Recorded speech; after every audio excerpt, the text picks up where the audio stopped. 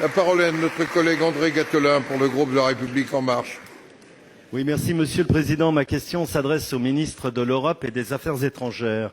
Monsieur le ministre, hier la Commission européenne, après plus de 6 mois d'enquête approfondie, a transmis aux autorités du Cambodge un rapport préliminaire en vertu duquel, sans réponse rapide et appropriée de son gouvernement, le Cambodge pourrait voir le système de préférence commerciale dit tout sauf les armes dont il bénéficie suspendu en février prochain.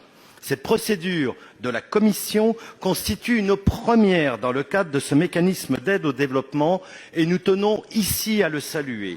Elle s'effectue en raison de violations réitérées des engagements pris par le pays en matière de respect des droits humains et des droits des travailleurs par le régime de M. Hun Sen, au pouvoir depuis plus de 34 ans.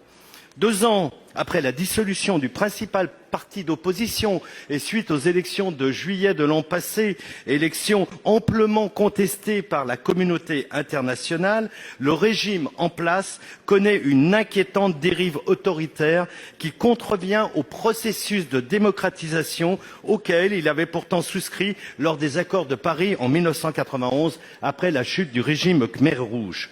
Sous la pression, les autorités cambodgiennes ont avant-hier levé la résidence surveillée d'un des leaders de l'opposition, M. Kem Sokha, tandis que M. Sam Rainsy, président en exil du Parti du sauvetage national du Cambodge, a été reçu hier et ce matin même avec beaucoup de bienveillance par les autorités de la Malaisie et de l'Indonésie.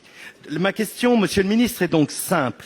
Au-delà de l'initiative juste de la Commission européenne, n'est-ce pas pour la France le moment opportun de jouer un rôle actif pour tenter de ramener le Cambodge dans la voie de la démocratisation en conformité avec les engagements de notre pays qui, je le rappelle, présida avec l'Indonésie en 1991 la signature des accords de Paris. Je vous remercie. Pour vous répondre, la parole est à Jean-Baptiste Lemoyne, secrétaire d'État auprès du ministre de l'Europe et des Affaires étrangères. Vous avez la parole. Merci beaucoup, Monsieur le Président, Mesdames et Messieurs les sénateurs, Monsieur le sénateur André Gattolin. Je connais votre attachement à la défense des libertés, de la démocratie au Cambodge et votre constance sur ce sujet-là.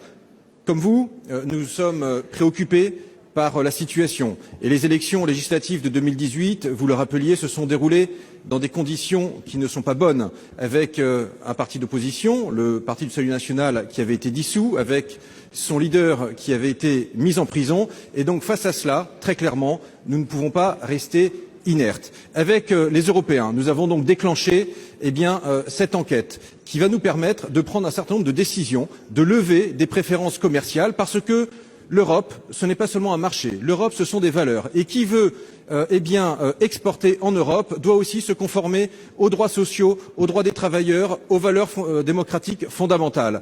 Et je me réjouis que ce langage de fermeté ait produit quelques premiers résultats, puisque M. Kem Sokha a connu un assouplissement de ses conditions de détention. Il est désormais libre de circuler sur le territoire sous contrôle judiciaire.